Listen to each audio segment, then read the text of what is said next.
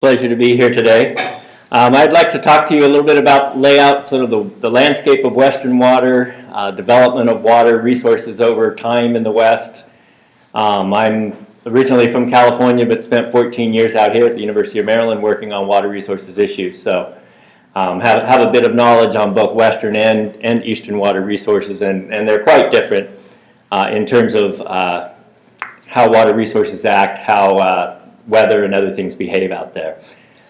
So turning to sort of precipitation in the West, you can see from the graph here, there's quite a bit of variability in precipitation. Most of the precipitation taking place in the Pacific Northwest, which is, I'm not really going to focus on that area today. What I'd like to focus on sort of is California and the Colorado River Basin states, where most of the development is. And that's where you see the biggest variability in precipitation, where you've got areas of very low precipitation, and then the mountainous regions in the Rockies and the California Sierra Nevadas and the California coastal range that have high levels of precipitation. So when you think of settling the West, you've got to think about, how can you be settling an area that gets almost no precipitation? Well, you do have large rivers running through it, so you start tapping into those and you look at how do you develop those resources in order to do that. And really the development of the West is about, and the settling of the West is about water resources development, because that water is what was necessary for the original settlers, who were mostly farmers, cattle ranchers, and miners when it comes to the minerals out in the West. And then as the West grew and we grew more and more cities, it was more demand for those water resources for urban uses as well. I'd like to start talking a little bit about the Colorado River Basin. So the Colorado River Basin, shown here, basically covers a teeny bit of California in terms of what's in the watershed itself. Nevada, Utah, Wyoming, Colorado, New Mexico, and Arizona are the main states of the basin. This basin, as you all know, has been very well developed in terms of dams along the river and other projects that I'll get into in a moment. But I also wanted to point out, while I have this slide up here, is that there are connections between the Colorado River Basin and all of California water as well. Mostly because this area of Southern California draws water from both basins. So if there's a drought in one basin, they may be turning more to the other basin for water resources, and vice versa. So as we see, we can talk about Colorado River issues, but we can't talk about them separately from California water issues, even clear up the California Delta, because if there's constraints in the water supply system here, then these cities here are going to draw out of the Colorado River system. So the two systems are quite linked together. But turning basically to the Colorado Basin, we can look at sort of where is it today. Well, the Colorado Basin is supplying water to about 40 million people in cities. Only 12.7 of those are actually in the watershed. So actually more people are outside the watershed relying on that basin than inside. And those are essentially mostly the areas of Southern California and the eastern range of Colorado, Denver, and that area that are pulling water out of the basin over to other areas. We irrigate about 4 million acres of cropland in the basin and produce quite a bit of hydropower there per year as well through the dams that are up and down the basin. The Colorado River allocations, which is important, and some people will talk more about this later. In 1922, the Colorado River Compact was created that split the river between the upper basin states and the lower basin states and allocated water 7.5 million acre feet equally between the two. And then there's allocations to each state within that. And then in 1944, the U.S.-Mexico Treaty allocated an additional 1.5 million acre feet of water to Mexico out of that basin. So the allocations that have been set up through these treaties and river compacts is about 16.5 million acre feet of water in the basin. And that, you'll see in a little bit, is part of the issue of sustainable water use in the West. In terms of major developments on the river, there are at least 29 major dams on the river and hundreds of miles of canal throughout the region. So the dams basically are designed to help us regulate the water both inter and intra-seasonal. So there's a lot of variability between years, a lot of variability within years, most of the rainfall happening in the winter months, not very much in the summer, as opposed to out here on the East Coast where you get a much more even pattern of precipitation. So we're looking to store water so we can smooth that out in a time frame aspect, and we're looking to move water because of the geographic distribution of where the water is and where the land, agricultural land, and where the cities are. The two major projects, or major dams on the Colorado River in 1935 was Hoover Dam, which created Lake Mead, and that stores about 28.5 million acre feet of water, or has capacity for storing. And then in 1966, the Glen Canyon Dam formed Lake Powell at about 26.2 million acre feet. So notice that each of these dams can hold pretty close to 2 years of the entire flow of the river behind each one of those two dams. So they're huge dam projects with huge amounts of capacity, not all of it, of course, being used anymore, and some of the deficits that we have out there that are showing up. But also, each state has also had a lot of development within the Colorado River Basin. In Colorado, the main development was the Colorado Big Thompson Project, which is a U.S. Bureau of Reclamation development. That had 18 dams and about 10 reservoirs. It tunnels under the Continental Divide, bringing water over to the eastern slope to Denver and agricultural lands and other cities on that side of the mountains, and brings about 220,000 acre feet per year over to that side of the state.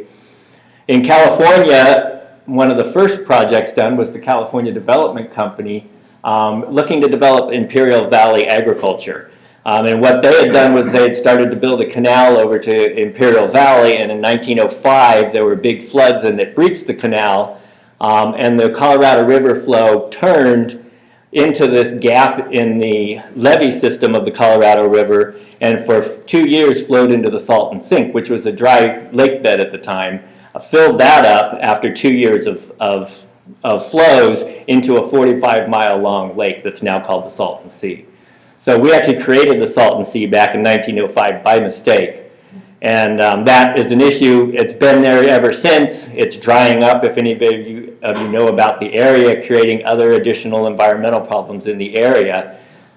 So it does need some solutions, but its creation was actually an error that happened in 2005, and it took 2 years to actually block that and get the river flowing again, and it's back into its natural course. Later on in California, we have the Imperial Dam and the All-American Canal, so that's a canal that's basically bringing water from almost the border, basically, of California, Arizona, and Mexico. Into the Imperial Valley. That canal is the largest irrigation canal in the world in terms of capacity at 26,000 CFS, bringing a lot of water to the Imperial Valley, which is what's supplying us basically with the lettuce that we're eating next month, basically, around the U.S., and also coming from Arizona. In 1941, Parker Dam was created in order, so this is further downstream from Lake Mead, in order to access Colorado River and bring it into the Colorado River Aqueduct, which supplies Los Angeles area. And in 47, that was extended down to the San Diego area. So all of those coastal cities do rely somewhat on Colorado River water for its water supply. And if you ever go to those cities and drink the water, you'll know, because it's very salty and very high in minerals. It needs a lot of filtering. Arizona also has been involved in some major projects, the Gila Gravity Canal, and then the Central Arizona Project, which was built over about a 20-year time period, is basically a canal project to bring water across Arizona through Phoenix and out over towards Tucson, supplying water to cities, to agriculture, and also helping to restore and replenish groundwater supplies. So where's the Colorado River today? Well, so this graph shows you the top line here is basically flows of the Colorado River, and the bottom line here is water use, or water demand sometimes it's called, although as an economist I hate to call that demand, but it's water use over time. And you can see is that water use over time has been increasing, and actually water supply is sort of iffy looking here. And one of the important things to look at in this graph is 1922 is actually sort of off the graph here, but it's in this early area here where it's very wet. And that's when we had that treaty, or the compact of 7.5 million acre feet north, 7.5 million acre feet south.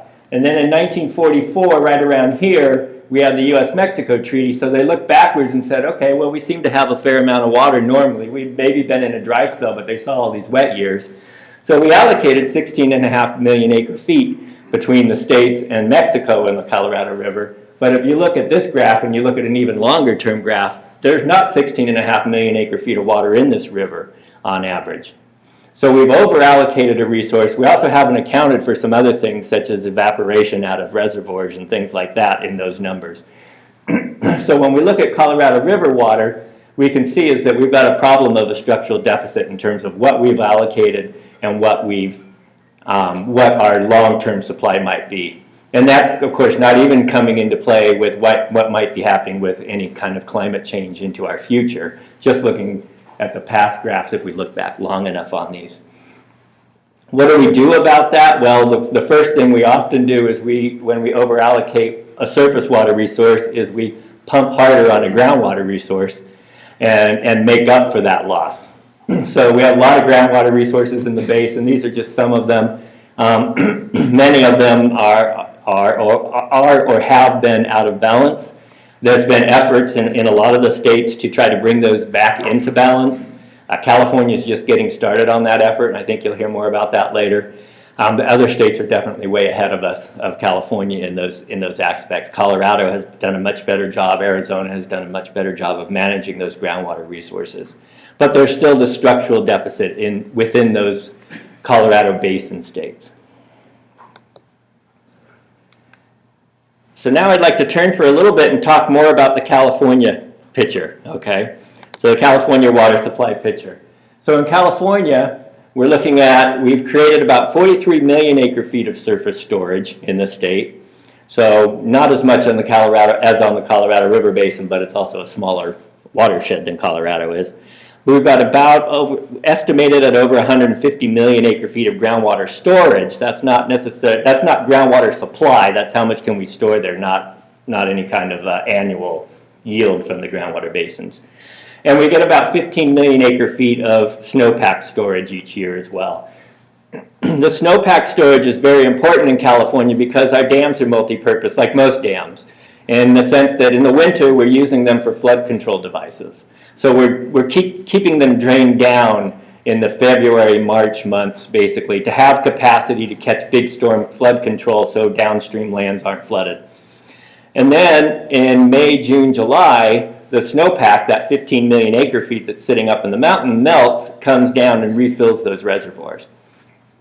So that's a very important piece of our water portfolio and how we've designed our water system, unfortunately back in the 30s, 40s, and 50s, to account for that actual free water storage.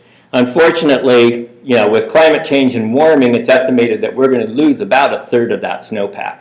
Okay, it may not be a loss in precipitation. We may get the same amount of precipitation, some models say, but more of it is rainfall and less of it is snowpack, which means this system that we've designed isn't really being optimized to take advantage of that. Now we've got more coming in as rainfall, less stored as natural snowpack for us in California. And if you remember back to the first graph I showed of the precipitation in the West, you saw a lot of variability in California. A lot of snowfall in the Sierra Nevadas, a lot of snow and rain, precip, and a lot of precipitation on the north coast of California, and then quite a bit less in the Central Valley, and then Southern California getting quite a bit less than that. So we have a big distribution of precipitation in the state of California. Our water use is skewed in the other direction, so we get about 2/3 of our water supply in the northern third of the state, and about 2/3 of our water use is in the southern third of the state, or southern 2/3 of the state, I'm sorry. So we have a real need to move water around California in order to get it from those places where it's abundant to places where it's got more use. In addition, in California, as well in the rest of the West, there's quite a bit of variability in annual water supply. So this is a graph of Sacramento River unimpaired flows over time, 1910 through 2010 here. And what you can see by this graph is that there's we like to say there's no such thing as an average water year in California. It's either too wet or too dry, which is why we have dams and reservoirs. And hopefully we take a better advantage of groundwater storage, is to try to smooth out that within the year. So we're smoothing out what happens between years. We're moving water around because of geographic distribution. And then even within year, our seasonal water supply, this shows months starting back here in July, August, and moving all the way through June, is that most of our water comes in December, January, February, and March of the year. So even if we didn't have a lot between years, we've still got a lot within one year that we've also got to deal with. So because of all of that, we've created a really fun-looking slide of California's water distribution and supply system, okay? And this slide basically is showing you red being federal projects, blue being state projects, and green being local projects. And you can see is that basically the state is just covered with water supply projects. We've got dams and reservoirs up and down the state. We've got canals moving water north to south mostly, some the other direction, some east to west. We've got natural rivers that we take advantage of course, to move water as well. The largest water project in California is the Central Valley Project, run by the U.S. Bureau of Reclamation. This was designed in 1933, produces a lot of hydropower, but also quite a bit of storage, 13 million acre feet of storage in about 20 reservoirs in the state, irrigating about 3 million acres of farmland in the state. And the federal project also does supply some water to some small municipalities and also to wetlands and fisheries as well in the state. Going back to the ugly slide, so the red ones are the federal projects, and most of those are the Central Valley Project, not all of those, certainly not the ones down here in Imperial Valley. But essentially what we're doing is we're moving water from the Sierras down into the farmland. Up here we actually move water out of the North Coast watershed through a tunnel over to the Central Valley watershed in the Trinity area here, and Shasta is also the biggest dam on the federal project. But most of that water is moving south through the Sacramento River. It comes down into the Sacramento-San Joaquin Delta, where it's then pumped out at the bottom of the delta right here at the Tracy pumping plants and sent down the Delta Mundota Canal to irrigate lands along this part of the valley. In addition, one of the major parts of the federal project is the Frank Kern project here, which is moving water from the Sierras south towards Bakersfield to irrigate lands down there as well. That's sort of the biggest parts of the federal projects in the state. But the thing to remember is sort of we're moving water down south through this delta here, which we'll come back to, and down through to farmlands here. We're taking water down the east side to feed these lands. In the meantime, there's also water flowing through the San Joaquin River in this direction that's also being used by a lot of different users in the state. And the Delta Mundota Canal actually comes out down here on the San Joaquin River and flows back in. So one thing we could do if we really like to is we can move water in a circle here down a canal and then back up through the river, back up to the pumps. In the 50s, California started talking about the need for a state water project, especially to supply more water to cities in the state, but also to some farmlands as well.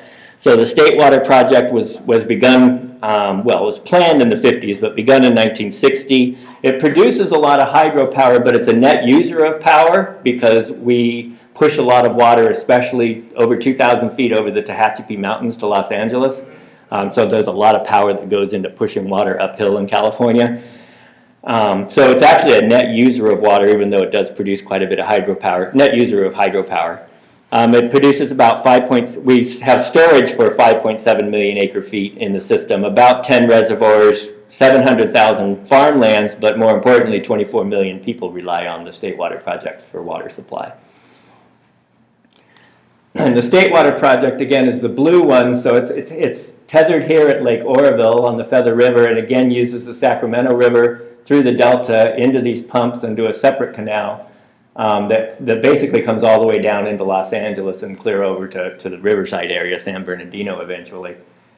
So this canal here is over 440 miles long, one of the longer canals in the world, and as I mentioned, that's the one that's got the 2,000 foot plus lift over the Tehachapi Mountains, using a lot of power for that. In addition to those projects, we've also got, as I mentioned, some significant local projects. There's a lot of small local projects, and there's also some more significant ones that more people have heard of. The main ones being the Los Angeles Department of Water and Power project that brings water from Mono Lake down through the Owens Valley. San Francisco Hetchy project and the East Bay of the San Francisco Bay Area, also the McKelvey project bringing water out of those rivers to those cities. In addition, there are quite a few agricultural private or agricultural local water projects in Stanislaus, Tulare, other agricultural counties where they've actually got their own dams and reservoirs supplying agricultural lands. But remember, again, as I mentioned, one of the big keys, and I'm sure we'll hear more about this later, is this delta system. And that delta system, I blow up here to show you sort of, the majority of the water is coming down the Sacramento River here. We've got some water coming up the San Joaquin River, and some coming in from a couple of side rivers over here. But the pumping plants that move all the water south are down here at the bottom of the delta. And what that causes is essentially, as we're pumping hard on these pumping plants, we're making water that should be going from east to west through this ecosystem go from north to south towards those pumps. And that's a big piece of some of the collapse of the ecosystem there that we're seeing in California, is the location of these pumps down here. Now, a lot of you have heard about the governor's plan for these large tunnels in the delta, which is sort of a modification of his earlier plan for a canal that would go around the delta, but they're both sort of the same general idea, is let's put some kind of an intake up here on the Sacramento River and move that water either around the delta, which we're no longer talking about, but now we're talking about through tunnels over to these pumps, so that you're not dragging water through the ecosystem in the wrong direction. And that, of course, has a lot of implications for the ecosystem, a lot of environmental aspects to it too, and a lot of controversy in terms of, is it good, is it bad? There's a lot of science on a lot of different sides on that, but it's definitely a thing of concern.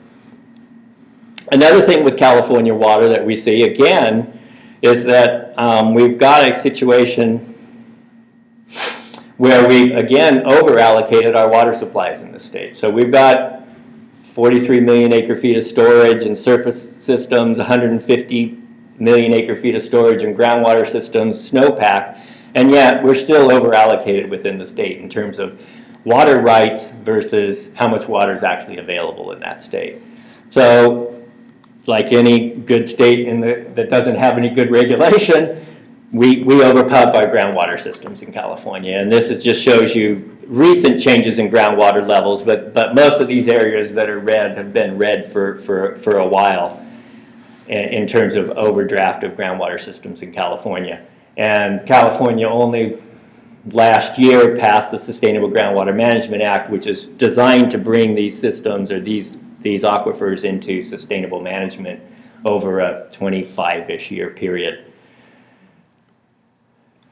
Let's look a little bit about drought in the West, and I'm mostly going to focus on California for this part because it's the area that's experiencing the most extreme drought today, although every state here in the West has been in extreme drought sometime in the last 5-10 years. But California seems to be the one most in the headlines. You can see here from the U.S. Drought Monitor, this was back in September 22nd, so I think this was the last one they put out in the last water year. There might have been a 29th one, but they don't change much during this time period. A lot of severe drought. This dark red blob over California at one point grew and pretty much took up the entire state as being in extreme drought. One thing to remember when we're looking at these graphs, again, is this is showing you localized conditions, right? It says this is what the drought condition is in this location, but when we're moving water left to right and up and down, it doesn't necessarily give you necessarily a picture of drought or water supply picture in that basin. You may be in a bad area here, but if your water's, if you're Los Angeles, you're down here in a drought area, but if you're getting a bunch of water out of the Colorado River, you're not in such bad shape. And in fact, Southern California has been in better shape than the rest of the state because they've got these multiple water supply systems. But that does show you the importance of having a diverse portfolio of water supply. Those areas in the state that basically have one source of water are the ones that were hurt the most in the drought. Other areas that had 2, 3, 4 sources of water were able to compensate and move water from one source to another to keep things rolling. This is a picture of the Northern Sierra Precipitation Index. There's another one for Central Sierra that looks pretty much the same. To give you an idea, the shaded area would be normal precipitation, average precipitation. The top line is the wettest year on record, and the bottom line is the driest year on record. And then these 4 lines here are the last 4 years in California.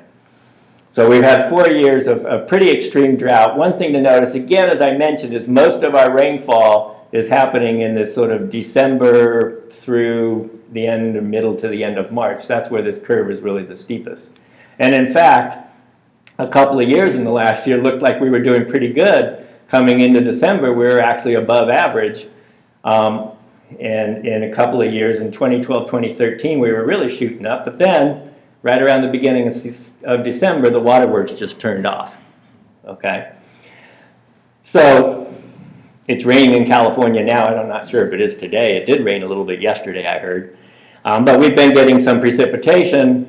You know, are we going to be doing this and shutting off or keep going? And a lot of that's the El Nino discussion that's been happening out there in north and south. There's a lot of different aspects to it that I'm not going to get into today. But the idea here is that you don't know your water year until you're in March.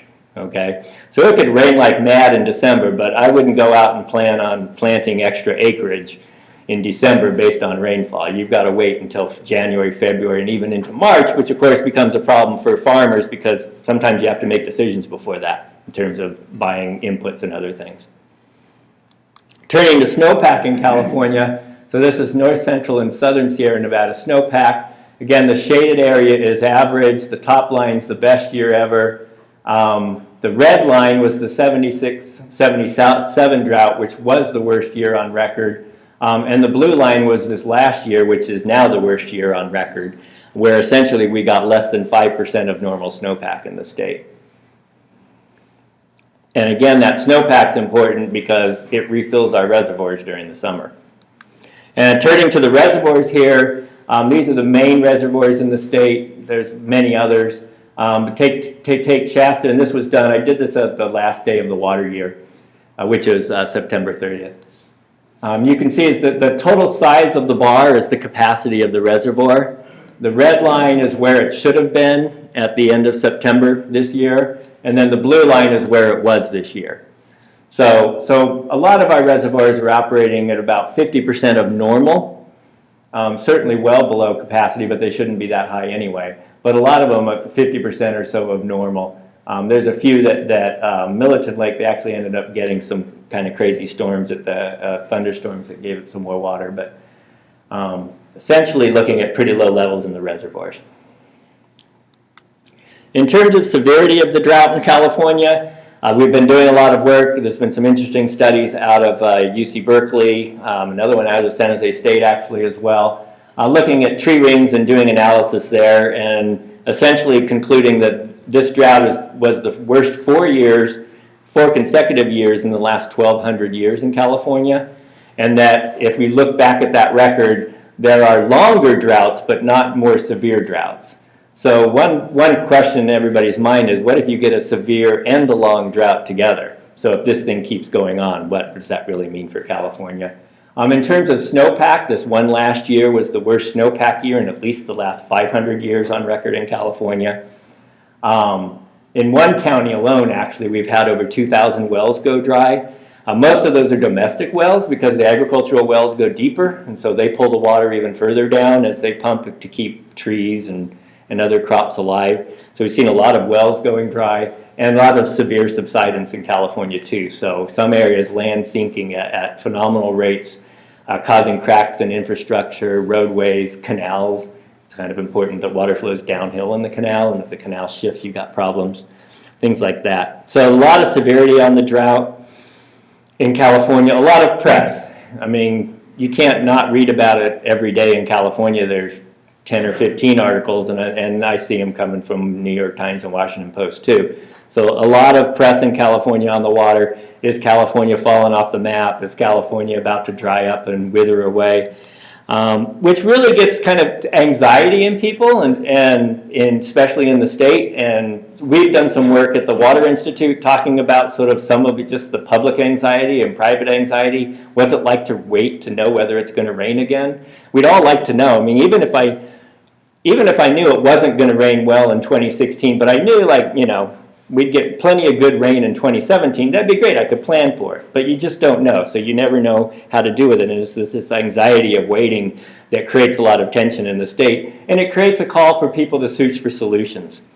So I want to end with sort of a little bit of a discussion of what do we mean when we're looking for a solution to drought, and then also, are we confusing a solution to drought with a solution to long-term water supply problems? Because remember, I mentioned not only in California, but the Colorado River Basin as a whole, we've over-allocated those basins. We've got a long-term water supply problem. You throw a drought on top of that, you've got an even worse problem. But the conversation gets confused when we talk about, are we fixing a drought? Are we fixing a long-term problem? And I would argue we can't fix either of those things. You cannot drought-proof California. You cannot get yourself out of a long-term problem. And I want to kind of think about that more and talk about it. I don't have a solution for you. So recommendations, Richard had mentioned, we'll talk about recommendations. I don't have a recommendation other than live with it. Get to know it. I was in Denver 2 weeks ago at the Botanical Gardens in downtown Denver, and there was a drought-tolerant planting area, and there was a sign that said, it's not a drought, it's Denver. And you can say that pretty much for the West. Get used to it, people, you know. This is, if you move from the East Coast, don't bring that mindset with you, that it's going to rain all summer long. But we do have a lot of things. That doesn't mean don't do anything. It probably means do everything, right? But don't expect your problem to be solved. So we get a lot of discussion about desalination. In fact, San Diego's opening the largest desal plant in the Western Hemisphere this month, now that it's December. Going online this month. They've been testing it for a while now. So that one's coming out. A lot of wastewater reuse in California. We do some. We can certainly do a lot more. And we are planning more. There's lots of cries for more surface water storage. We need more dams. We need more groundwater storage. We've got a lot of storage capacity there. How do we use it effectively? Most of those I just mentioned are sort of on the supply side, either increasing supply or smoothing out supply, which are both important for California. You also could just reshuffle the deck, reallocation. I think Buzz will talk to you a little bit about that later, about water rights and can we, move water from high areas to low areas. What would that mean? How might we do something like that? And then finally, there's the demand side of it. Can we conserve our way out of a drought? Can we increase water use efficiency? Well, yes, we can. We have been. If you look, I've done analyses of water use efficiency in agriculture. If you look at processing tomatoes, which is a huge crop in California, we grow a good percentage of the tomatoes that go into salsa and ketchup and all of that. Water use efficiency in terms of the amount of crop per unit of water has increased by 54% since the early 1990s. I think that's a pretty staggering number myself. You're getting a lot more tomato out of the same amount of water in the state. That doesn't mean we saved 54% water, because actually what we did was we probably grew 54% more tomatoes, okay, with the same amount of water. But still, what's the goal of the water? It's not, the goal of water use isn't how much water do I use on land, it's what do I do with this water? What do I produce, right? I produced a lot more food. That seems like a good idea to me. So water use and conservation come into play. But I want to talk about this fallacy of the solutions mindset, okay? So back to the it's not a drought, it's Denver question, okay? Everybody wants a solution. I get phone calls from the media all the time. How do we solve the drought? What can we do? And so I went and I looked up, well, the problem is, supply is not equaling demand, and everybody wants supply to equal demand. Well, we've got a problem here. Supply is never going to equal demand in the West, okay? And so I looked up solution in the dictionary. And what I really saw in it that was important was solution is something that is used or done to deal with and end a problem. In other words, we don't want to talk about it anymore, right? It's like that mental mindset, okay? Can we solve the thing so we can move on? Because we're all busy people. We got other things we want to think about. I'm tired of talking about water. Well, I'm not, because I can talk about water all the time, but the general public's getting tired of it. And I even took this further. I had a couple of slides, but I ran out of time to put them in here.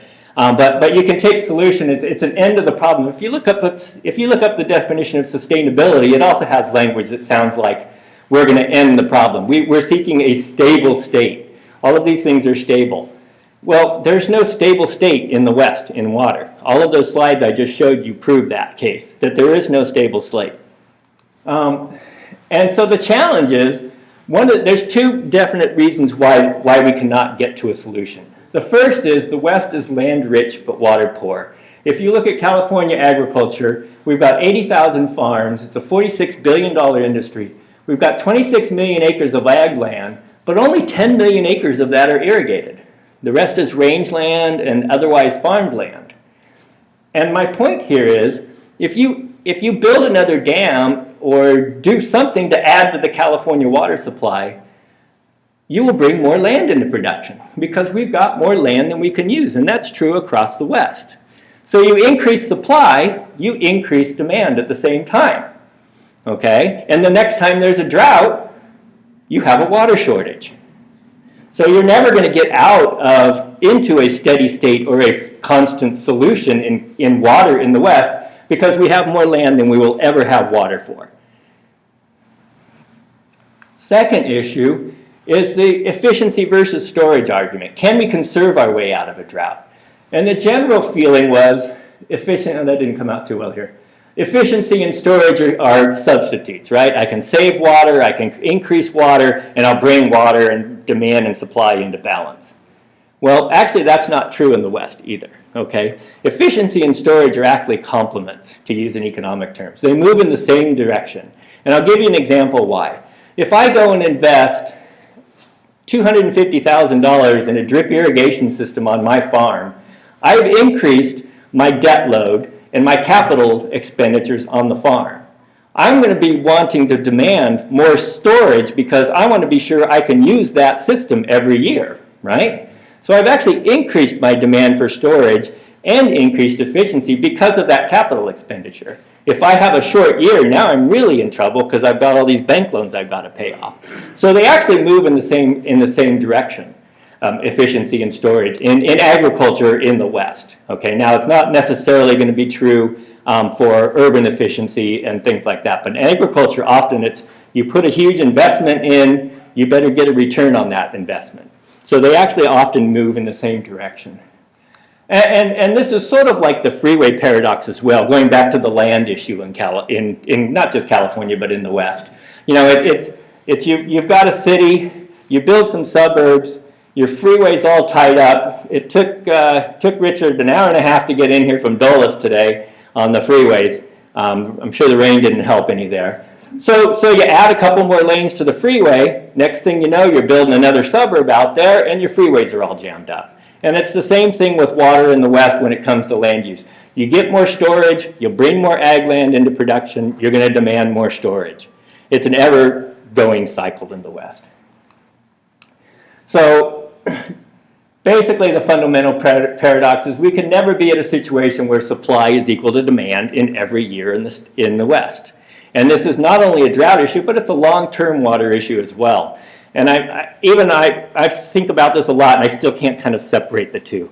In fact, they are related. They feed back into each other, right? Because if you try to fix the long-term water storage picture, you may or may not make the drought picture worse or better. They're linked, the two of them together, and we need to think about how do we design systems, how do we design our conversations, so we're not bickering at each other, so we're not blaming the environment or blaming almonds or alfalfa or whatever is the current problem of the day, but living within the system that we were given, that we don't have that much control over.